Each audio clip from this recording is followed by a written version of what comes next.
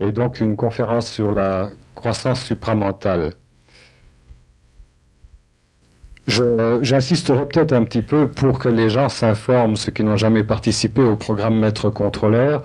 C'est un séminaire auquel j'ai assisté par épisode, parce que je n'ai pas toujours le temps de le faire, mais je fais irruption de temps à autre dans les classes ici. Et c'est de tous les séminaires auxquels j'ai participé, certainement celui qui est le plus complet sur tous les plans. Je ne vous demande pas de me croire, simplement que, vous savez, vous connaissez peut-être l'adage qui dit plus vous croyez, moins vous croissez, ou plus il y a de croyances, moins il y a de croissance. Et on va rentrer dans ce sujet ce soir.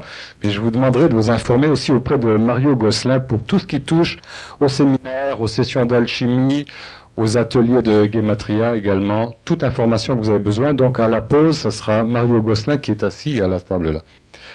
Alors on accueille maintenant sans plus tarder, comme il se doit, Monsieur Daniel Kemp en compagnie de Guy Camiré. Merci, bonne soirée. Bonsoir Daniel. Bonsoir.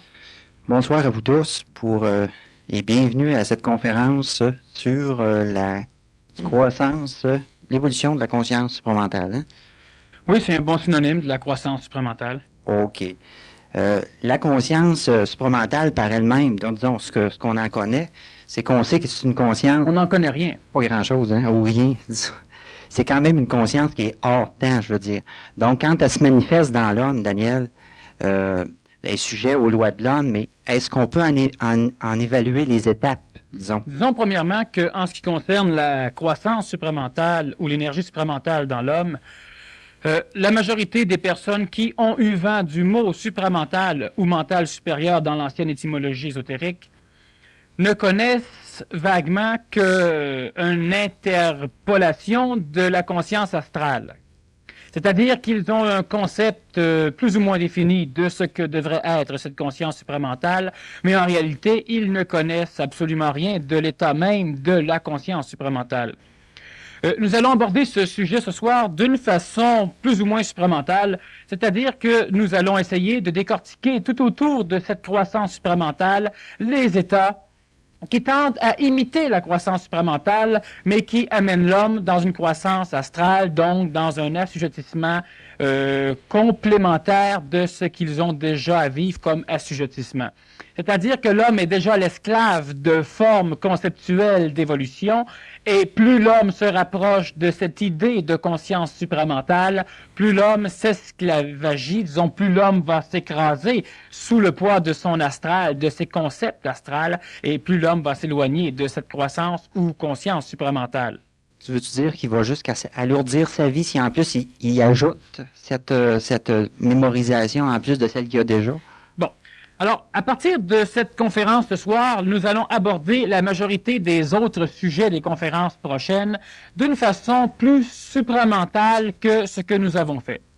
Nous avons déjà abordé différents sujets d'une façon supramentale, mais la majorité des sujets ont été abordés d'une façon psychologique pour permettre aux nouvelles personnes, disons, qui venaient à mes conférences, de pouvoir s'adapter lentement au vocabulaire, disons, ésotérique ou supramentalo-ésotérique, enfin un vocabulaire, disons, plus ou moins différent. Maintenant, il arrive, tout fonctionne par cycle. L'énergie supramentale est aussi régie par des phases cycliques. Et présentement, en ce qui concerne, disons, le support des conférences que je vais donner, on va surtout les asseoir sur de l'énergie supramentale. Et c'est pourquoi, disons, ce soir, dans le thème la croissance supramentale, nous allons aborder le début de ce cycle où nous allons essayer du moins d'entrevoir les principes fondamentaux de la transformation humaine, ce que l'homme appelle l'évolution dans sa forme psychologique de vision, et nous allons les entrevoir d'une façon plus énergétique, c'est-à-dire d'une vision qui n'est pas permise à l'homme normalement, une vision qui n'est pas dépendante de sa situation psychologique ou de sa situation intellectuelle, mais d'une vision qui se dégage du processus de perception intellectuelle ou astrale, donc mentale ou astrale. Alors, de ce fait, abordant ce cycle par l'idée de croissance supramentale, nous allons donc tenter ce soir de définir, c'est-à-dire de gruger autour des concepts supramentaux pour essayer de ne garder à la fin que cette croissance supramentale. OK. À ce moment-là, on peut tout de suite, si on veut commencer par le début d'abord, dans le sens que tu vas aller, est-ce que tous les sujets sont, toutes les personnes, je veux dire, exemple, les handicapés, est-ce qu'ils sont sujets à avoir quand même bénéficié de cette conscience supramentale-là? Si on commence par, bon, les handicapés, les gens qui sont, tout ce qui est autour, en fait, là, les gens qui sont diminués, à quelque niveau que ce soit. Bon, de toute façon, la diminution à quelque niveau que ce soit se fait dans la psychologie de l'homme et non pas dans la corporalité de l'homme. Donc, une personne qui a des handicaps physiques, on l'a déjà vu d'ailleurs lors d'une conférence, l'évolution des handicapés, n'est pas brimée dans sa croissance supramentale. L'homme est relié à l'énergie supramentale de toute façon, sauf que la conscience de l'homme n'est pas dans une forme, dans ce niveau d'énergie supramentale. La conscience de l'homme, elle reste placée dans une conscience qui est nourrie par ce que les sens de l'homme peuvent percevoir et non pas par ce sens, disons, nous pourrions l'appeler sens, qui peut percevoir la réalité. L'homme qui a une conscience humaine, planétaire, expérientielle, est plugué sur ses sens. Et à l'intérieur de ces sens, il y a des sens, disons, psychologiques, des sens qui ne dépendent pas du toucher, de l'odorat, de l'ouïe, de la vue. Par contre, les sens psychologiques de l'homme, de quelle façon l'homme essaie-t-il de se connaître? Il essaie de se connaître en faisant des rapports entre ce qu'il perçoit par ses sens physiques et si dans sa perception intérieure, il découvre des choses qui, normalement, si elles étaient exprimées à l'extérieur, devraient être perçues ou pourraient être perçues par les sens physiques, alors l'homme accrédite. C'est-à-dire que lorsque l'homme essaie de se rappeler des actes qu'il a faits, il les mémorise visuellement. Le sens de la vue intérieure. Lorsque l'homme entend des voix, il les entend. C'est le sens de l'ouïe intérieur. L'homme peut avoir des bouffées de chaleur, l'homme peut sentir des choses, mais chaque fois que l'homme entre dans une conscience, c'est toujours une conscience qui essaie de plagier l'état de conscience physique, c'est-à-dire que l'homme ne peut pas percevoir autrement dans la conscience présente, dans la conscience qu'il habite, que des choses qui ont une relation mémorielle avec l'expérience vécue par son corps. Donc, si l'homme entre en contact avec de l'énergie, il va entendre l'énergie, il va voir quelque chose de l'énergie, il va sentir quelque chose de l'énergie, il va se sentir porté, il va donc avoir des sensations tactiles de l'énergie. Mais si par hasard l'énergie est d'un autre niveau que l'énergie reliée à la mémoire de l'homme, donc l'énergie astrale, l'énergie psychologique de l'homme, l'homme ne peut pas la découvrir parce que l'état de conscience de l'homme est tributaire de son expérimentation au niveau de ses sens. Alors automatiquement, l'homme qui percevrait une nouvelle énergie, mais non pas en l'entendant, non pas en la voyant, non pas en y touchant, donc non pas en sentant quelque chose chez lui, c'est du tactile, non pas en la sentant ou en la goûtant, de quelle façon il aperçoit cette énergie-là? L'homme ne peut pas l'apercevoir.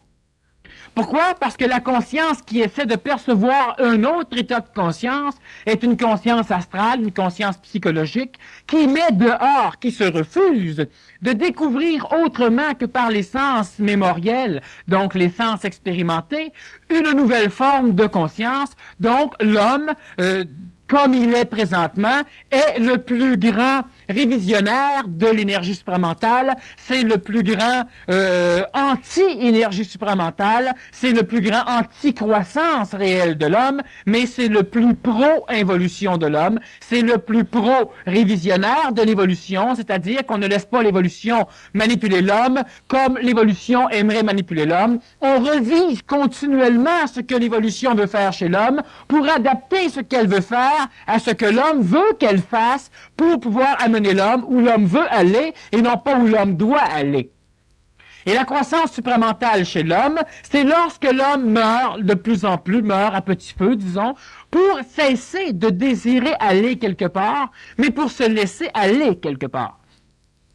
Évidemment, entre ce processus où l'homme arrive dans un état de conscience supramentale où il peut se laisser aller quelque part, il y a une maudite différence entre l'homme qui reste dans une conscience astrale, mais qui s'assujettit à une conscience collective globale, par exemple à une conscience religieuse ou à une conscience de collectivité de toute façon. Et là, l'homme n'est pas dans un état de conscience supramentale, il n'est plus dans un état de conscience individuelle, il est dans un état de conscience collective. Ou, comme un troupeau, il fera ce que les autres qui sont dans la même conscience que lui vont faire. Alors donc, lorsque je dis que l'homme doit se laisser aller où il doit aller, c'est parce que l'homme qui fait cela d'une façon sécure, et non pas sécure pour sa psychologie, mais d'une façon sécure par rapport à l'évolution globale, l'homme est dans un état de conscience où il voit ce qui se passe, où il voit ce qu'il doit faire, et il le fait parce qu'il doit le faire. Et il ne le fait pas parce que d'autres le font. S'il le fait parce que d'autres le font, ce n'est pas une conscience supramentale, c'est une conscience collective où il doit le faire parce que d'autres le font. Tu parles de conscience collective. Bon, cette conscience supramentale-là, qui est quand même, c'est simple, mais c'est complexe en même temps, qui descend. Ce n'est pas complexe, c'est simple. Ce qui est compliqué, c'est la conscience psychologique. Et pour démolir cette conscience astrale, c'est compliqué. Mais une fois qu'elle est démolie, le reste est très simple. Le reste vient immédiatement. Mais à quelle place que, justement, le teintage se fait? C'est-tu au niveau, quand tu descends, au niveau de la conscience collective qui entoure la planète ou juste au niveau de l'individu, de l'astral de l'individu? Il n'y a pas de colorage de l'énergie supramentale. Il y a de l'ignorance de l'énergie supramentale. C'est-à-dire que l'homme psychologique, dans sa psychologie astrale, dans sa psychologie essentiellement mémorielle, essentiellement expérientielle, l'homme refuse tout ce qu'il ne peut pas expérimenter. Et la psychologie de l'homme, de par son taux vibratoire beaucoup plus bas, ne peut expérimenter l'énergie supramentale. Il ne peut que laisser l'homme réel, et non pas l'homme psychologique, vivre. C'est-à-dire qu'il ne peut que laisser cet homme entrer en contact avec l'énergie supramentale de façon à ce que cette conscience supramentale vienne chapeauter la conscience psychologique de l'homme, mais la conscience psychologique de l'homme ne pourra pas expérimenter la conscience supramentale. Donc, l'homme psychologique qui se doit d'apprendre des choses, qui se doit d'expérimenter dans la matière, donc d'expérimenter dans la souffrance, ne pourra pas faire autrement que de refuser la conscience supramentale ou de laisser sa place à la conscience supramentale. Donc l'homme psychologique cesse immédiatement sa souffrance, son expérimentation, il cesse complètement d'être un homme normal et il devient un homme nouveau, il devient un surhomme. C'est-à-dire qu'il devient un homme. Et présentement, l'homme n'est pas un homme. L'homme est humain. Mais l'homme n'est pas du tout la représentation de ce que l'homme devrait être. Et l'homme n'est qu'un animal humain, plus avancé dans son expérimentation que la race animale, disons, normale, mais l'homme, dans son évolution, crée beaucoup plus de perturbations qu'il ne crée d'amélioration de l'écosystème planétaire. C'est-à-dire que même si l'homme est un animal, disons, plus évolué que la race animale planétaire, c'est quand même l'homme qui est le seul à avoir exterminé d'autres races. L'homme a exterminé différentes races d'animaux, mais les animaux n'ont jamais exterminé personne. Alors donc, l'homme est un être humain, mais ce n'est pas un homme au sens où je l'entends, c'est un homme à 4 pattes. Ce n'est pas un homme debout sur 2 pattes. Et tant que l'homme marche à 4 pattes, il n'est pas assez haut pour avoir la tête dans le nuage de la conscience supramentale. Maintenant, pour que l'homme puisse se lever, pour enfin atteindre cette croissance supramentale, c'est-à-dire que pour que l'homme puisse avoir une conscience réelle et presque universelle de son schéma d'évolution, il devra laisser faire son 4 pattes, dont il devra perdre une certaine stabilité sécurisante de sa condition psychologique. À 4 pattes, tu es beaucoup plus stable qu'à 2 pattes. À 2 pattes, tu peux tomber. Mais à 4 pattes, tu ne peux pas non plus être autre chose qu'un être humain à 4 pattes. Et lorsque l'homme va vouloir se lever, ce n'est pas dur de se lever.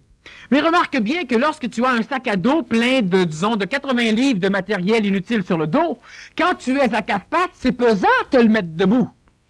Mais une fois que tu es debout et que le sac tombe à terre, c'est plus pesant.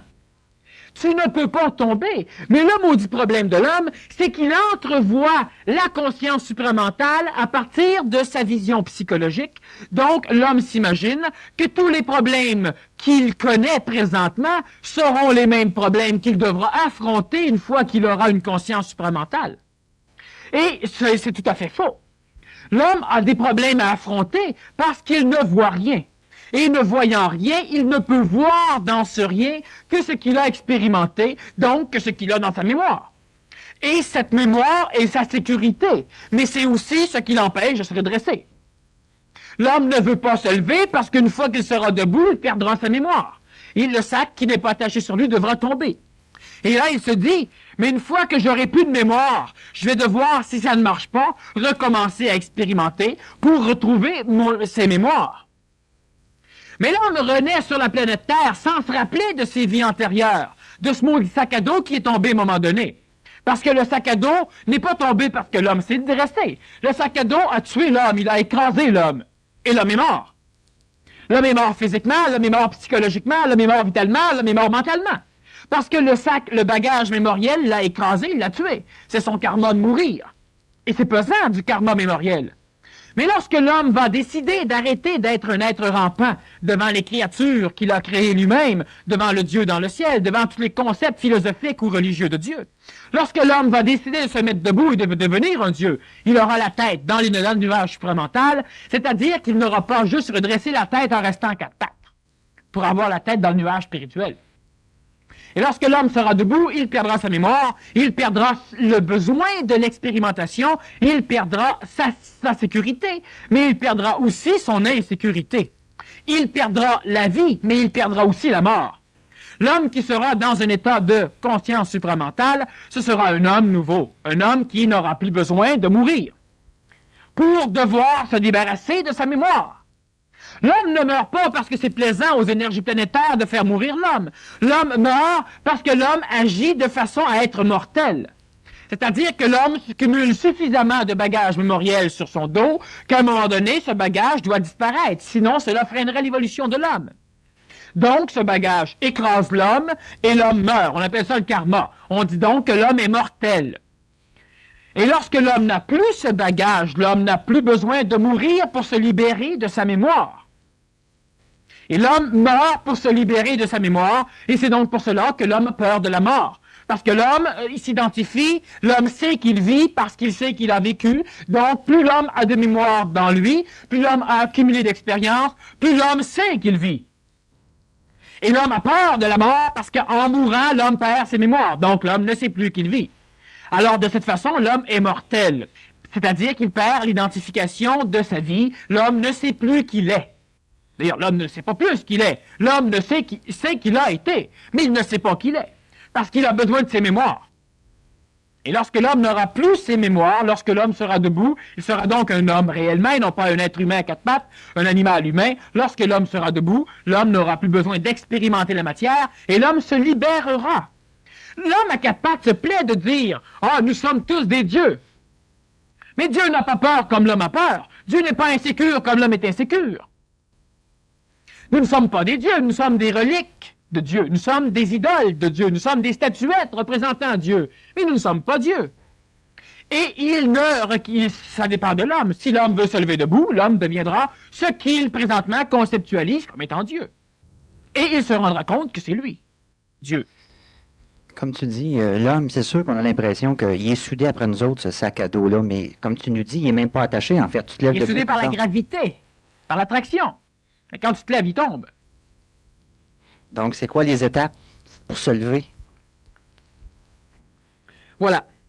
L'homme s'imagine que pour se lever, il doit s'arc-bouter à 1 mètre, il doit s'arc-bouter au derrière de quelqu'un qui est plus grand que lui pour commencer à monter sa culotte pour essayer d'être debout. Mais plus l'homme tire sur la culotte, plus il y a de choses qui tombent dessus, et puis plus cela rend le sac à dos pesant et puant. Bon. Alors donc, habituellement, l'homme envisage la croissance supramentale à travers la croissance spirituelle. L'homme ne peut pas voir autrement les choses que par le nuage de ce sac à dos qui crée de l'ombre. L'homme ne peut pas relever la tête, c'est trop pesant. L'homme doit donc observer dans la dimension de sa psychologie, donc sur la matière, et l'homme doit observer l'énergie supramentale qui descend sur la matière. Mais c'est exactement comme si tu as ton sac à dos qui est immense, et tu es à quatre pattes, et que le soleil plombe derrière toi. Tu ne peux pas, en levant la tête, voir le soleil, tu ne verras que du noir, de l'ombre. Et lorsque l'homme observe autour de lui et qu'il voit l'ombre de sa forme, il découvre encore qu'il existe, il découvre encore qu'il est dessiné sur le sol par l'énergie de la lumière, par l'énergie supramentale, disons. Mais l'homme découvre l'énergie supramentale, il pense que c'est l'ombre. Il pense que c'est le dessin qu'il dessine. Mais l'énergie supramentale aimerait bien passer à travers l'homme. L'homme devra donc quitter son sac à dos parce que le sac à dos donne une forme à l'ombre. Et l'homme s'imagine qu'il est toute l'ombre. Donc, il est lui, les mains, les pattes, la tête et le sac à dos. Et on sait très bien qu'une chose à 3 dimensions, lorsqu'on regarde la deuxième dimension projetée par la lumière, c'est-à-dire lorsque l'on regarde l'ombre sur la matière, cela déforme complètement la tridimensionnalité de l'objet. Alors, si présentement je mets ma main devant la peinture, l'ombre qu'on voit en arrière ne représente pas tout à fait ma main. Ce qui permet à certaines personnes, avec leurs doigts, de dessiner un aigle, une colombe, un oiseau et un paquet de choses en genre. Alors, on regarde, par exemple, l'ombre à terre et on se dit, quel genre de taux que c'est? Mais il faut voir l'auto pour savoir la marque. Parce que c'est pas en regardant l'ombre d'un auto qu'on va découvrir la couleur et la forme complète et la marque de l'auto. Alors, l'homme ne peut voir que par sa psychologie l'énergie hors psychologique. Donc, l'homme essaie de découvrir, de diriger sa croissance supramentale à travers la vision de l'énergie supramentale qui, disons, vient à ses yeux, à ses sens. Et l'homme ne voit qu'une idée tout à fait déformée de ce qu'est l'énergie supramentale. C'est comme de dire que l'ombre, c'est la lumière. L'ombre, ce n'est pas la lumière. C'est le cadrage intérieur de l'explosion lumineuse. L'ombre, c'est le manque de lumière, mais ce n'est pas un manque total de lumière, parce que l'ombre, ce n'est pas de la noirceur pure. L'ombre, c'est une dilution de la lumière, parce qu'il y a de la lumière dans l'ombre, mais il n'y en a pas beaucoup. Et plus l'homme se rapproche du sol, plus l'ombre est noire. Et moins l'homme a de possibilités de savoir de quel ordre elle est l'énergie supramentale, de quel ordre elle est l'énergie que lui appelle l'énergie divine, de quel ordre elle est. Mais plus l'homme va se lever, plus l'ombre est diluée, donc plus il y a d'énergie supramentale qui vient se placer devant ses sens, et là, l'homme va finir par comprendre ce que c'est la lumière. Il pourra se dresser à la lumière, il pourra regarder la lumière, et il n'aura plus peur de la lumière. Donc, l'homme ne peut pas concevoir la croissance supramentale, pas à partir de sa psychologie astrale, pas à partir de sa vision de l'ombre supramentale. L'homme, qu'est-ce qu'il fait? L'homme, il essaie, par exemple, dans un cadre religieux, de rejoindre Dieu. Mais le Dieu que l'homme va rejoindre est un Dieu qui est avachi à 4 pattes au sol. Il ne peut pas rejoindre un Dieu debout. L'homme a un concept de ce Dieu, et à travers ce concept, il imagine le Dieu debout. C'est comme de dire que l'ombre, c'est la lumière. Même si le concept, disons, infini de Dieu dans la tête psychologique d'un homme, c'est un concept d'un Dieu debout, d'un Dieu qui se fout royalement de l'homme, donc d'un Dieu qui ne se sent pas, qui ne souffre pas de voir l'homme mourir. Parce que si Dieu est triste lorsqu'un enfant meurt, c'est que Dieu souffre. Et si Dieu souffre, moi aussi je souffre. Alors donc, nous sommes pareils. Et si je m'adresse à toi pour régler mes problèmes, je n'aurai pas j'aurai encore des problèmes. Et si je m'adresse à un Dieu qui est la réplique exacte de moi-même, j'aurai pas plus de réponses. Alors l'homme qui, par exemple, et je ne dis pas que les religions, que celui qui est dans une religion est mauvais. Je dis simplement que les religions organisées, que tout ce qui tend à enseigner collectivement à l'homme et tout ce qui tend à collectiver l'homme dans l'enseignement est une chose qui tend à évoluer, à l'involution. C'est-à-dire que cela ne peut pas permettre à l'homme d'évoluer, à l'homme de se transformer pour finalement devenir Dieu. Chaque chose, de toute façon, qui dit à l'homme, crois en Dieu, n'amènera jamais à l'homme, ne donnera jamais à l'homme la possibilité de devenir Dieu. Tu ne deviens pas Dieu, reste à terre à 4 pattes et crois qu'en haut de toi, d'autres hommes vont te dépasser, ils vont devenir Dieu. Alors, ce qui arrive, c'est que la personne qui est dans une religion, elle est correcte. C'est comme si je dirais que la cigarette, c'est mauvais. Est-ce que je dis par là que tous les fumeurs sont mauvais? Absolument pas. On a immensément de bons hommes qui fument. Mais ce n'est pas parce que l'être qui fume est bon que fumer, c'est bon. Ce n'est pas parce que l'être qui fume est bon que la cigarette est bonne. Alors donc, je dis simplement ceci, c'est que les religions, tout ce qui tend à rendre l'homme, à pousser l'homme dans une croissance collective, ne peut rien faire d'autre que de pousser l'homme à vivre en troupeau. Parce que l'homme n'apprend pas à devenir seul au détriment des autres, ou seul contre les autres, ou seul par-dessus les autres, ou seul avec les autres. On montre à l'homme à devenir seul dedans les autres, c'est-à-dire à devenir dedans les autres, à plus être seul. On ne montre pas à l'homme comment assumer sa solitude. On ne montre pas à l'homme comment assumer sa souffrance, de façon à ce que la souffrance vienne brûler ce qui dans l'homme le fait souffrir. On montre à l'homme à partager sa souffrance, de façon à ce qui devrait être détruit par la souffrance ne soit pas détruit. La croissance spirituelle supramentale, c'est une farce. Ça se peut pas. L'homme qui est connecté ou l'homme qui atteint une conscience supramentale, c'est un homme individuel qui est à part. Et même si on aurait 3 millions d'hommes qui seraient dans une conscience supramentale, ils seraient tous à part. Parce qu'ils expriment selon leur schéma, disons, d'évolution, selon leur schéma mental, vital, astral et physique, l'énergie supramentale, et chacun aura une fonction, un rôle à jouer dans le schéma de l'évolution, disons, de notre galaxie, parlons, disons, de notre planète pour l'instant. Mais chaque homme n'a pas le même rôle à jouer. Chaque homme ne peut pas jouer le même rôle. Mais chaque homme qui se relie à une conscience collective, qu'elle soit religieuse, qu'elle soit philosophique, morale, d'école ou de n'importe quoi, un homme qui se relie à une conscience collective doit assumer un rôle collectif. Il ne peut pas assumer un rôle individuel, sinon on tape dessus. Alors, l'homme qui est assujetti à une conscience évolutive, collective, assume un rôle collectif. Si je dis, par exemple, tous ensemble, nous devons promouvoir la paix sur la planète. Mais chacun ici ne fait pas son rôle, ne fait pas ce qu'il veut. Il fait ce que nous voulons. Et dans le nous, il n'y a pas de responsable, il n'y a pas de dirigeant, il y a le on où on s'oublie. Il y a la destruction complète et totale de l'homme individuel, c'est-à-dire de l'homme debout. Par contre, il y a la dynamisation, on énergise convenablement le troupeau à 4 pattes.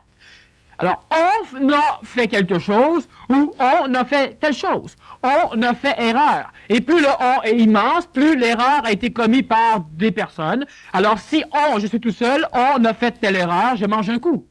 Et si on est 1 million à dire on a fait l'erreur, on s'excuse, il n'y a rien à faire. Parce qu'il n'y a personne à toucher. Et si on dit on a réussi, qui a réussi? C'est encore le on, c'est encore personne. Mais cette énergie-là, Daniel, qui est indifférenciée, est-ce qu'elle joint deux buts quand elle passe dans l'homme? La personne dans laquelle elle passe, est-ce qu'elle a le but de le faire évoluer ou simplement la planète? Non, l'énergie supramentale n'a pas de but. Elle a des fonctions. Et une fonction, ce n'est pas un but. L'homme a des buts, il n'a pas de fonction, dans sa psychologie.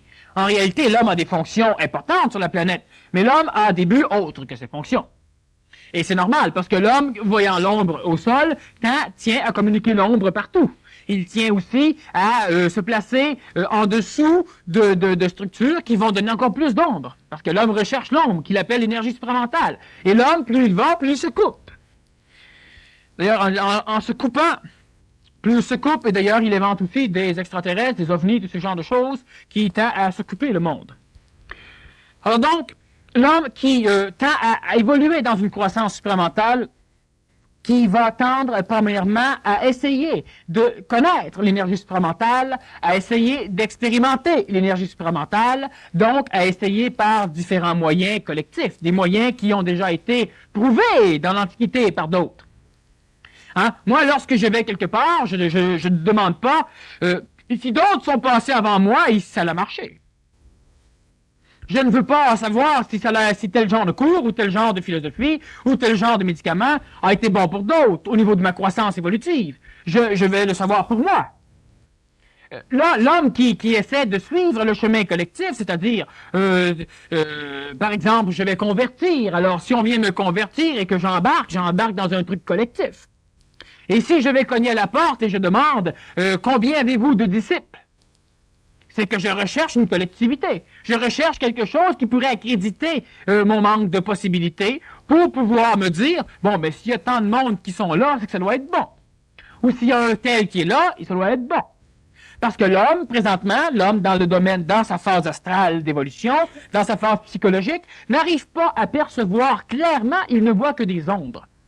Et expérimentant cela, il tente l'expérimentation du supramental et il ne pourra expérimenter que l'ombre supramentale, c'est-à-dire que l'énergie supramentale mémorisée dans sa psychologie, mais il ne pourra jamais connaître par sa psychologie expérientielle une énergie non expérimentale, non expérientielle.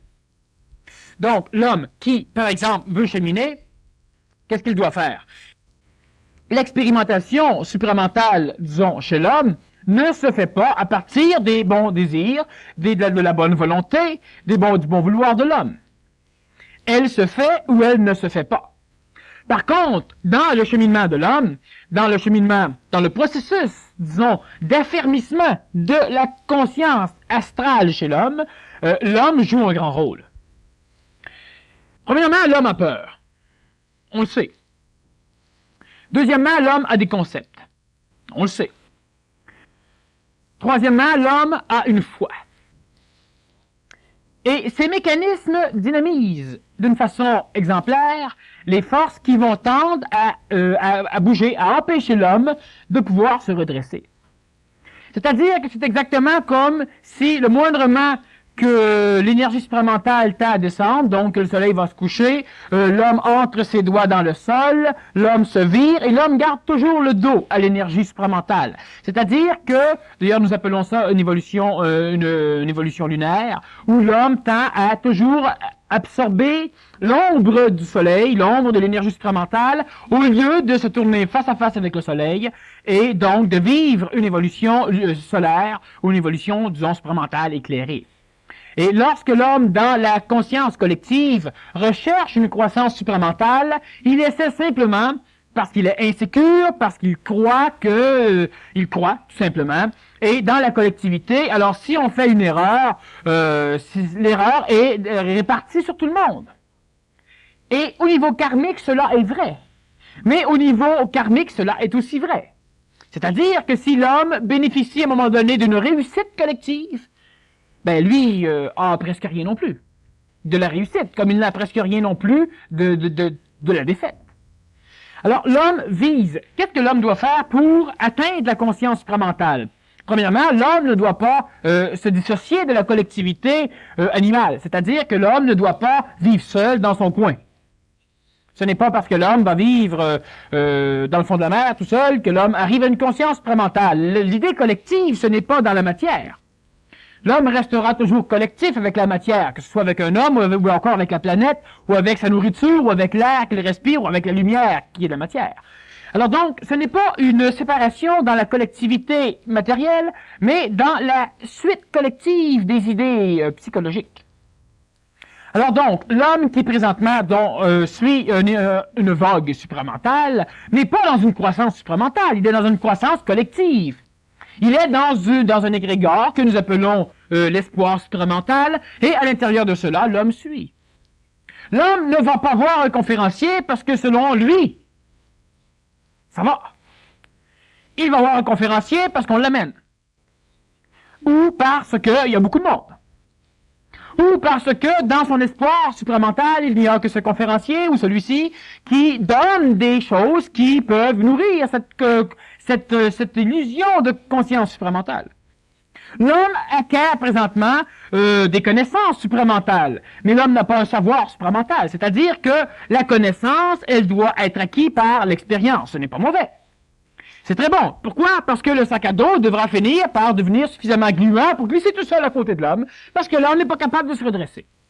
Donc, la connaissance supramentale telle que je la donne, par exemple, ou que d'autres la donnent, va finir par se transformer en une espèce de gelée, de graisse, de forme qui pourra venir tellement triturer la psychologie de l'homme, l'expérience de l'homme, tellement venir en contre l'expérience de l'homme, elle va finir par, disons, certains disent faire gonfler le sac à dos jusqu'à temps qu'il crève, elle va finir par tellement, disons, diluer, transformer les mémoires de l'homme, la conscience conceptuelle collective qu'a l'homme de son évolution, qu'à un moment donné, ces mémoires devront tout seuls tomber par terre. Et lorsque l'homme a des connaissances supramentales, il n'y a pas de croissance supramentale. Qu'est-ce que c'est la croissance supramentale? C'est lorsque l'homme a une tendance incontrôlée, parce qu'il est incontrôlable par lui-même, à perdre, non pas ses mémoires, ce n'est pas les mémoires que l'homme doit perdre dans les premiers temps, c'est le concept mémoriel. C'est ça que l'homme doit perdre, pas les mémoires, pas pour l'instant, pas tout de suite, plus tard. Ça va se perdre tout seul. Mais pour l'instant, les mémoires, elles sont utiles à l'homme, parce que les mémoires, elles permettent au mental de l'homme de pouvoir rester efficace, de pouvoir s'énergiser lui-même, et c'est le mental de l'homme qui pourra entrer en contact réel avec l'énergie du supramental, donc du mental supérieur, de l'énergie supérieure au mental. Mais pour l'instant, qu'est-ce qui nuit? Ce ne sont pas les mémoires. Les mémoires, elles nuisent. Mais ce ne sont pas les mémoires qui nuisent l'homme réellement dans son étape d'évolution vers la croissance supramentale. Ce sont les concepts créés par l'agglomération gélatineuse de ces mémoires. Mais ce ne sont pas les mémoires. C'est comme de dire, est-ce qu'une épée, ça nuit? Est-ce qu'une mitraillette, ça nuit? Mais ça nuit pas, une mitraillette. C'est de la matière, ça peut pas nuire. Mais lorsque la matière est manipulée par la psychologie de l'homme, alors là, plus souvent qu'autrement, ça nuit. Alors, les mémoires, ce sont des formes, c'est de la matière, mais à un autre degré de matérialité. Mais lorsque l'homme se sert de cette matière, lorsque l'homme, dans sa psychologie, agglomère la matière, c'est comme s'il mettait des cartouches dans sa carabine, c'est comme s'il mettait une mire après sa carabine, c'est comme s'il mettait un homme ou une cible en avant de sa carabine, et c'est comme s'il tirait dessus. Alors là, ça nuit. Là, il y a un karma. Les mémoires ne nuisent pas pour l'instant suffisamment l'homme pour que l'homme s'attaque à ses mémoires. Parce que si l'homme s'attaque immédiatement à ses mémoires, l'homme va perdre les bases qui supportent sa psychologie, qui supportent son astral, qui supportent son ego, qui supportent son identification et qui supportent sa croissance. Mais lorsque l'homme perd les concepts, l'homme perd non pas l'identification qu'il a de sa vie. Par contre, l'homme perd les illusions de ce qu'il aura à vivre. Alors donc, l'homme cesse, lorsque l'homme perd ses concepts, de conceptualiser l'énergie supramentale et de dire que l'ombre, c'est la lumière. Il va dire l'ombre, c'est de l'ombre. Et de temps en temps, lorsqu'il y a de l'énergie qui reflète sur quelque chose et qui vient éclairer son ombre, il va dire de temps en temps, j'ai d'autres ombres. Mais il ne dira pas, parce qu'il ne conceptualisera pas, il ne dira pas, tiens, le petit reflet qui vient de pénétrer parce qu'il y a eu un miroir, c'est Dieu. Et lorsque le miroir est passé, parce que l'homme avance dans le temps et dans la vie, l'homme recherche encore Dieu. Parce que l'homme a un concept. Les mémoires présentement nuisent, mais ne nuisent pas autant que les concepts. Et l'homme doit s'attaquer, c'est-à-dire que l'homme doit, par la connaissance de l'énergie supramentale, s'attaquer à la destruction de ces concepts. Et à un moment donné, lorsque l'homme n'aura plus de concepts, ce sont les concepts, surtout qui colorent le mental de l'homme. L'homme pourra lentement, graduellement, s'ouvrir vers un savoir supramental. Donc, là, il va commencer sa croissance supramentale. Tu as parlé des concepts, de la foi, tout ça, des éléments qui dynamisent le noyau de l'ego. Comment ça se fait ça que la conscience supramentale, qui est si puissante, ne réussit pas à dégluer ça? C'est-tu parce qu'elle a une espèce de respect pour la liberté de l'homme? Absolument pas. Elle se fout de l'homme. L'homme n'est pas important. Pour qui l'homme est important? L'homme s'entretue régulièrement. Si l'homme n'est pas important pour lui, pour qui l'homme sera-t-il plus important? L'énergie supramentale, elle est puissante. Et là, elle est puissante de par notre conception. C'est-à-dire que dans le cadre où elle évolue, ce qui peut se faire dépasse d'une façon illimitée les possibilités de l'homme.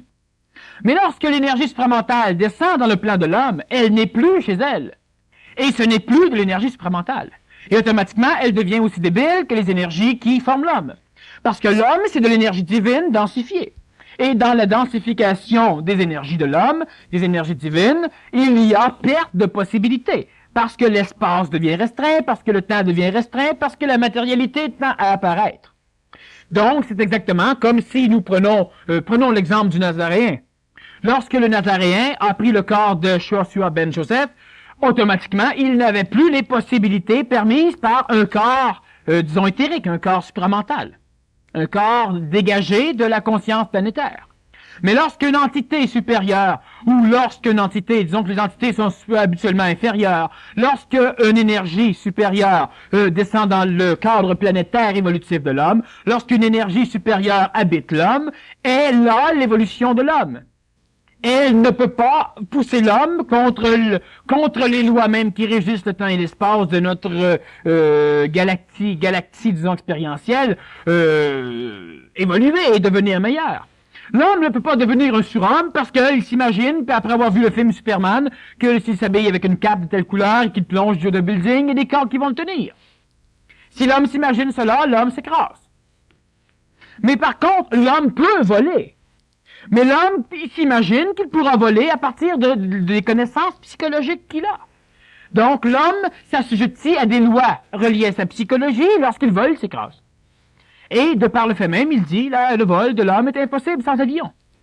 Mais si l'homme entrevoyait les mécanismes réels qui permettent des choses dans le plan matériel, donc si l'homme, au lieu de voir l'univers sur un point de vue quadrupède, le voyait sur un point de vue plus haut, bipède, debout, non pas fièrement debout, parce que fièrement debout, c'est l'illusion d'être debout.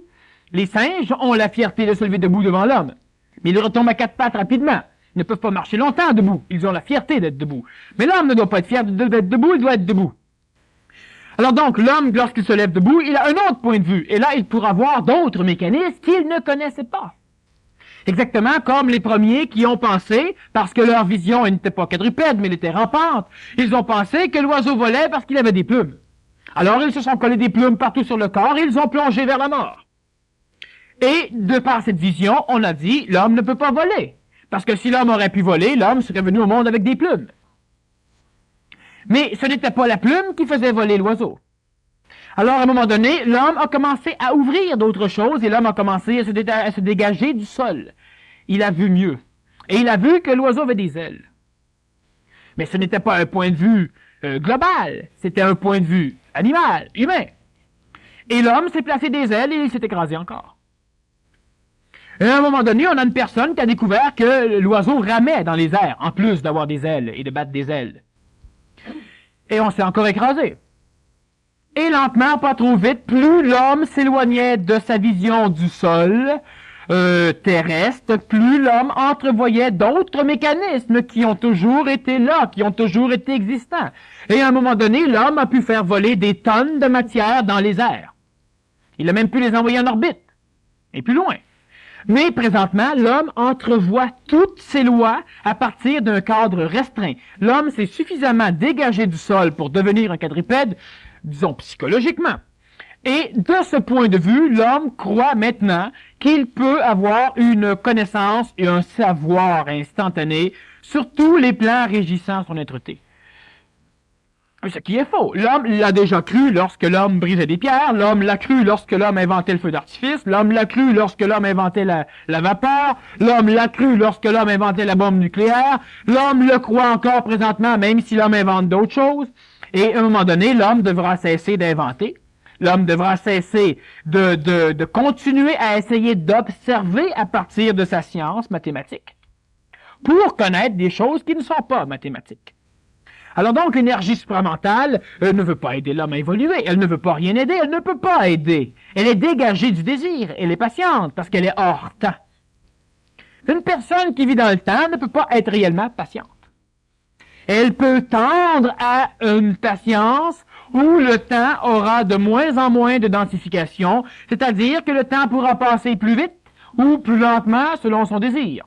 Présentement, l'homme psychologique vit un peu ce contexte, mais il le vit à l'envers. C'est-à-dire que lorsque l'homme voudrait que ça passe vite, ça passe lentement, et que lorsque l'homme voudrait que ça passe lentement, ça passe trop vite. Mais à un moment donné, lorsque l'homme va tendre à devenir patient, lorsque l'homme va tendre à se dégager de cette limitation temporelle, l'homme verra les choses passer vite lorsqu'il voudra que ça passe vite, et passer lentement lorsqu'il voudra que ça passe lentement. Mais présentement, l'énergie supramentale, elle est patiente, au-delà de la patience, parce qu'elle n'est pas dans le temps de l'homme. Alors, l'homme fait ce qu'il a à faire, et lorsque l'homme est prêt, l'énergie supramentale vient. Et lorsque l'homme est prêt, alors l'homme ne peut pas travailler sur l'appel de l'énergie supramentale. L'homme peut par contre travailler, non pas à la croissance, mais à la décroissance de la conscience astrale. On parle d'involution. Dans notre tête, on est souvent porté à penser involution. Donc, on se dit, l'évolution que la conscience supramentale va connaître qu'on va connaître avec... On ne connaîtra pas. Qu'on ne connaîtra pas. OK. Regarde. Mais, juste un exemple. Oui. OK. Mais je vais l'oublier. Attends un peu. Mais, OK, ailleurs, sûrement que, je veux dire, pour la conscience supramentale, est-ce que la partie d'énergie qu'elle nous donne, elle, c'est de l'involution? Oui. OK. Nous autres, c'est de l'évolution, puis elle, c'est de l'involution. Sûr, l'homme tend à monter son taux vibratoire et l'énergie qui vient s'assujettir à l'homme et qui vient aussi assujettir l'homme descend, elle décroît, donc elle évolue. Mais sinon, c'est pas grave, ça fait partie de l'évolution. En réalité, tout évolue, il n'y a rien qui évolue. C'est-à-dire que qu'est-ce que c'est l'évolution? Qu'est-ce que c'est l'involution? C'est une transformation qui, par rapport à un point de vue ou à un objectif visé, si on tend vers l'objectif, on appelle ça de l'évolution, et si on tend à s'éloigner de l'objectif, on appelle ça de l'involution. Et présentement, lorsque nous disons qu'il y a des forces astrales qui sont, disons, des serviteurs de l'évolution humaine, nous expliquons à l'homme ce qui se passe. Mais en réalité, il n'y a pas d'involution, cela est permis. L'homme n'est pas la créature, disons, expérimentale de notre galaxie par accident. L'homme n'a pas été créé par un père particulier, par un ange de lumière, par un guide de lumière du nom de Lucifer, par accident. Cela a été permis. L'homme, on dit que l'homme a eu une chute. C'est-à-dire que vibratoirement parlant, l'homme a été matérialisé, l'homme a été densifié dans un contexte expérimental planétaire. Mais cette chute, elle est vue de par une psychologie qui tend à rejoindre Dieu. Mais l'homme n'a pas pu rejoindre Dieu immédiatement après sa chute. C'est-à-dire que lorsque l'homme est devenu matériel, lorsque l'homme a été densifié après différents processus biologiques et évolutionnaires continentaux sur la planète Terre, lorsque l'homme a eu un corps matériel, surtout à partir du continent lémurien. Mais toute cette chute humaine a été nécessaire, elle a été obligée, parce qu'elle était nécessaire, non pas pour l'homme, un peu pour l'homme, mais surtout pour beaucoup d'autres choses, pour beaucoup d'autres planètes, qui présentement attendent après l'évolution de l'homme pour savoir comment il doit faire. C'est pas pour rien que l'homme est un être extrêmement important pour le contexte, disons, divin, pour le contexte évolutif galactique. L'homme n'est pas un animal, je dis un animal tout à l'heure, lorsque l'homme s'évertue à être son corps, par exemple, et lorsque l'homme s'évertue à être l'essence de son corps, ou la connotation mémorielle de ses sens. L'homme est donc un animal, en ce sens, mais l'homme n'est pas un animal du tout en réalité. L'homme n'a rien à voir avec les espèces animales vivantes. Le poisson n'évolue pas comme l'homme, le singe n'évolue pas comme l'homme. Hein? Alors l'homme, on a eu, cela a été nécessaire, cela a été obligé. Même si dans la psychologie vibratoire de l'homme appelle cela une chute, c'est que l'homme a été contre son gré, mais avec son accord, placé au niveau matériel, et à partir de cet instant, l'homme a tenté immédiatement de revenir vers l'état, disons, de liberté qu'il connaissait dans un autre éther, dans un autre plan vibratoire, qui était au minimum d'ordre supramental. Maintenant, cela n'était pas possible, cela n'était pas voulu. Alors donc, on a forcé l'homme à descendre graduellement dans des plans de plus en plus bas. Et c'est pourquoi, dans l'évolution de l'homme, on a une phase qu'on appelle le Kali Yoga, c'est-à-dire l'âge de fer, l'âge d'involution, où on a eu des manipulations de forces que l'homme appelle noires, qui ont obligé l'homme à énergiser le plan de l'astral planétaire pour que celui-ci serve de sac à dos et vienne étouffer l'homme, pour empêcher l'homme de se redresser. Et il fallait que l'homme goûte le sol, que l'homme s'enfonce 6 pieds sous terre, pour qu'après ça, l'homme puisse commencer à se redresser, de façon à donner une expérience de ce que c'est qu'une énergie qui devient matérielle pour redevenir lumineuse. Et cette expérience, elle est nécessaire au reste de la galaxie, elle n'est pas reliée simplement au plan évolutif de l'homme. Et donc, à travers ce schéma d'involution, cette décadence, disons, vibratoire de l'homme, qui était intelligemment voulue, c'était de l'évolution galactique, mais pas de l'évolution planétaire. C'était de l'involution planétaire, et présentement, l'involution planétaire de l'homme tend à sa fin. Donc, dans l'ère du Verseau, par exemple, dans les prochains 13 000 années, l'homme aura une ascension, c'est-à-dire que l'homme aura une transformation qui ira toujours en vue de l'objectif galactique, mais qui en même temps ira vers le but de l'homme. C'est-à-dire que maintenant, ce que l'homme recherche depuis que l'homme descend, pourra devenir réalité. Mais l'homme devra laisser la planète maintenant pour remonter. Plus l'homme était densifié, plus l'homme était matérialisé, plus l'homme découvrait la planète Terre, plus l'homme découvrait la conscience planétaire, plus l'homme pensait qu'il était un être, un terrien. Mais lorsque l'homme est devenu terrien, l'homme est devenu aussi continental, c'est-à-dire que l'homme est devenu européen, américain, africain. Et lorsque l'homme est devenu continental, l'homme est devenu un peuple. Et lorsque l'homme est devenu un peuple, il est devenu canadien, il est devenu israélien, il est devenu perse, il est devenu romain. Et lorsque l'homme est devenu romain, il a continué à goûter de la terre et l'homme est devenu familial. Et familial, l'homme avait sa famille, l'homme avait sa connotation sanguine qu'il tenait. Hein? Et lorsque l'homme est devenu encore plus matériel, donc plus terrestre, plus terrien, l'homme est devenu lui-même. Où l'homme était prêt à démolir la famille, parce que lui était plus important que le reste.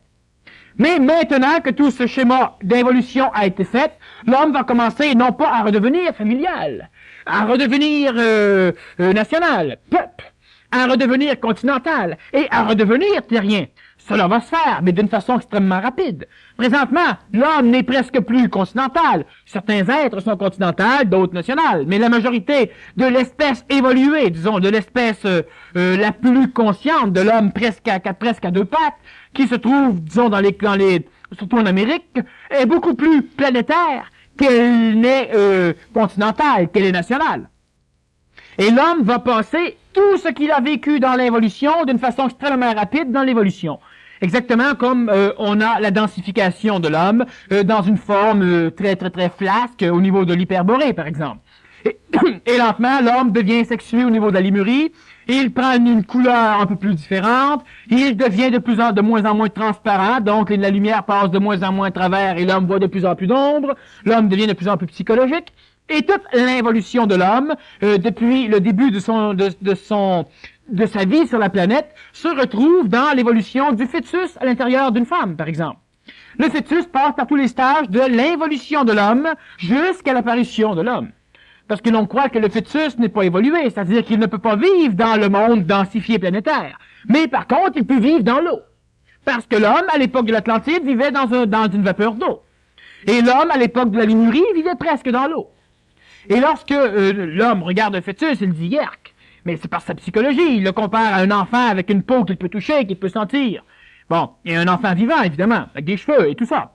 Mais l'homme, présentement, dans le fœtus, donc dans l'utérus de la mère, l'homme, l'enfant qui évolue, répète l'évolution de l'homme, la densification matérielle de l'homme. Et présentement, dans la conscience psychologique de l'individu, l'homme qui va évoluer vers une conscience supramentale, va revivre tous les mécanismes involutifs collectifs, mais d'une façon extrêmement rapide. Donc, l'homme ne sera plus nationaliste, l'homme ne sera plus familialiste, l'homme ne sera plus quoi que ce soit, l'homme va devenir planétaire, et ce ne sera pas long que l'homme va être extraplanétaire. L'homme aura une conscience extraterrestre. Il devra avoir une conscience extraterrestre. Parce que l'homme, ce n'est pas un être terrestre qui apparaît et qui meurt sur la planète Terre. C'est autre chose, l'homme. Il est d'une autre substance. Mais l'homme, présentement, est assujetti à un plan créé par des formes évolutives, mais expérientielles, c'est-à-dire que l'homme doit expérimenter la matière parce que l'homme vit une expérience. L'homme, il est expérimental. L'homme, il n'expérimente pas la matière pour ses beaux yeux. L'homme, il doit expérimenter la matière parce qu'il est assujetti à une phase expérimentale dans la galaxie et cette phase expérimentale a pour but d'expérimenter la matière. Et les êtres qui sont sur cette planète, qui expérimentent la matière, devront donc expérimenter la matière. Parce que c'est la planète qui évolue et non pas l'homme. L'homme, c'est une forme d'énergie qui s'identifie dans un corps animal. Et l'homme, c'est d'autre chose. L'homme, c'est beaucoup plus que cela. Mais pour que l'homme puisse être plus que cela, il devra abandonner cela. Il devra donc abandonner ses mémoires, son expérience, son avidité d'expérimenter, et il devra se redresser debout. Et lorsqu'il sera debout, il pourra commencer une croissance supramentale. Est-ce que toute énergie qui se met en mouvement a besoin d'un récepteur ou de plus dense pour le recevoir? Comme sur la planète Terre, il faut bien prendre conscience que le Dieu donné à l'homme, quelle que soit son autorité, n'a jamais été autre qu'un Dieu planétaire. Ça n'a jamais été un Dieu martien, un Dieu alpha centaurien, un Dieu de Bételgeuse. Hein? dans nos cosmogonies, nous ne parlons jamais des autres planètes. Nous parlons, dans la cosmogonie chrétienne par exemple, dans la cosmogonie juive, dans la cosmogonie de la majorité des religions islamiques ou autres, nous parlons de la planète Terre comme étant le centre de l'univers. Et ésotériquement, c'est-à-dire que dans la galaxie présentement, la planète Terre est réellement le centre de l'univers. C'est-à-dire que ce n'est pas matériel, ce n'est pas le reste de l'univers qui tourne autour, parce qu'en réalité, on est sur le petit aileron de notre Voie lactée. Hein? On a une galaxie immense et la planète Terre, le Soleil, se trouve à l'extrémité. Là où les énergies sont les plus densifiées. Et c'est normal. Et il n'y a pas beaucoup de planètes dans notre région qui sont habitées. Parce que, par une forme matérielle, comme la nôtre. Les autres n'expérimentent pas la matière, ils expérimentent d'autres choses. Ils attendent après nous autres. Nous devons amener un rapport, c'est-à-dire que l'homme évolue, et à un moment donné, l'expérience de l'homme, l'expérience terrestre, va servir au reste de la galaxie. Et donc, dans nos cosmogonies, nous ne parlons pas des autres planètes, nous ne parlons pas des autres étoiles, nous parlons de la Terre comme étant le centre. Et elle est le centre visuel, le centre où les énergies sont présentement braquées pour donner de l'expérience au genre humain, à l'homme humanisé, et pour donner de l'expérience à la planète Terre, qui est un être en évolution. Et cette planète, elle est présentement à la fin de son expérimentation. Donc, dans le cycle de l'âge d'or de l'humanité, où l'alchimie va à un moment donné tendre à disparaître et à s'éteindre parce que l'alchimie va avoir joué son rôle, l'alchimie aura encore un rôle à jouer pendant quelques décennies. Et un rôle extrêmement important, pas juste fabriquer de l'or. On parle de l'âge d'or, c'est-à-dire que l'alchimie tend à mener l'homme vers l'or, vers l'âge d'or, et non pas vers l'or matériel, évidemment. Alors donc, présentement, l'homme est en train de passer la dernière phase, la phase la plus matérielle, la plus dense, même si on a des facilités matérielles. On a des facilités matérielles, pourquoi? Parce que l'homme est tellement matériel qu'il peut contrôler la matière, mais d'une façon matérielle. Et présentement, on est rendu donc à l'apogée de l'involution planétaire, de l'expérimentation planétaire. Ce n'était pas de l'évolution. Et nous allons virer le carrefour et nous allons commencer à nous relever. Mais évidemment, pendant cette phase où l'homme va se relever, l'homme ne se relèvera pas seulement dans la conscience supramentale, l'homme va se relever dans d'autres consciences. Ce n'est pas tout, la conscience supramentale. Et présentement, disons que l'homme s'en va vers un âge beaucoup plus libéral, beaucoup plus intelligent. Mais évidemment, l'homme aura une nouvelle conscience, une conscience qui ne sera pas reliée à l'expérience mémorielle, mais à l'expérience instantanée. Présentement, l'homme a deux formes de conscience. L'homme a une conscience astrale et une conscience mentale. Et ces deux consciences peuvent s'exprimer à l'intérieur du corps humain par des schémas neurologiques cérébrales que nous connaissons. Mais à un moment donné, l'homme aura une troisième conscience, c'est-à-dire que l'homme aura une troisième vision qui viendra surplomber, qui sera supérieure aux visions planétaires. Et lorsque l'homme aura cela, évidemment, l'homme sera dans une croissance supramentale. L'homme sera un être debout, l'homme sera un surhomme. Et l'idée d'être un surhomme, tout le monde veut devenir autre chose, mais tout le monde a peur d'affirmer qu'il peut devenir autre chose. On le dit pas fort. Je peux me lever debout, mais pour l'instant, disons que je me lèverai bien quand je voudrais. C'est comme quand on veut arrêter de fumer, on arrête. Mais on se rend compte qu'on peut pas. Faisant la cigarette. Cette conscience éthérique, là, est-ce que c'est la conscience de l'éther, ça, oui? Disons que si je me fie à ce que tu me dis, la conscience éthérique, si c'est la conscience de l'éther, oui. Qui permet d'aller dans l'éther, je veux dire. Oui, bon, alors l'éther, faut s'entendre, on a de l'éther vital, on a de l'éther supramental. C'est-à-dire que l'éther vital est ce qui permet l'agglomération de la matière physique. Donc, l'éther vital, c'est ce qui permet la matérialisation d'un corps. Et l'éther supramental, c'est aussi ce qui va permettre une matérialisation différente d'un corps supramental, c'est-à-dire d'un corps qui va permettre à l'homme d'avoir une conscience, de vivre dans un autre monde. Dans un monde supramental, dans un monde hors temps, dans un monde qui n'empêchera pas l'homme de continuer l'expérimentation dans la matière tant que cela sera nécessaire, et automatiquement l'homme qui aura un corps suffisamment concret, un corps suffisamment créé dans l'éther supramental, se verra donc donner, disons, aussi un cerveau supramental, c'est-à-dire que l'homme aura donc un corps ressemblant, disons, si on peut faire un rapprochement à notre corps planétaire, c'est faux, mais l'homme aura quand même un cerveau dans cette nuée supramentale, et de ce fait, l'homme sera donc en contact consciemment avec les énergies supramentales. Donc, l'homme aura deux corps qui pourront être reliés ensemble. L'homme vivra sur deux plans réellement. Non pas un plan tellement parallèle qu'il est collé à notre plan. L'homme ne vivra pas dans un plan de l'astral, du mental, qui sont des plans parallèles très bas. L'homme va vivre dans un plan planétaire et dans un plan extraplanétaire. L'homme va être un terrestre et un extraterrestre. Et dans ce cas-là, l'homme va voir ce que c'est la planète Terre. Parce que l'homme aura une conscience extraterrestre en même temps qu'il aura une conscience terrestre. Il connaîtra beaucoup plus que le reste de la galaxie. Parce qu'il aura vécu la planète Terre. Et c'est important que l'homme vive la planète Terre. C'est vital. OK. Merci beaucoup, Daniel, pour toutes ces explications. Et puis, je vous rappelle qu'il y a une pause de 20 minutes. Vous pouvez vous procurer la cassette à ce moment-ci de la première partie avec l'achat du billet de la semaine prochaine. Et si vous voulez laisser vos questions, les écrire lisiblement ici en avant. On a déjà quelques-unes d'arrivées. Et puis, on y répondra à la deuxième partie. Merci beaucoup.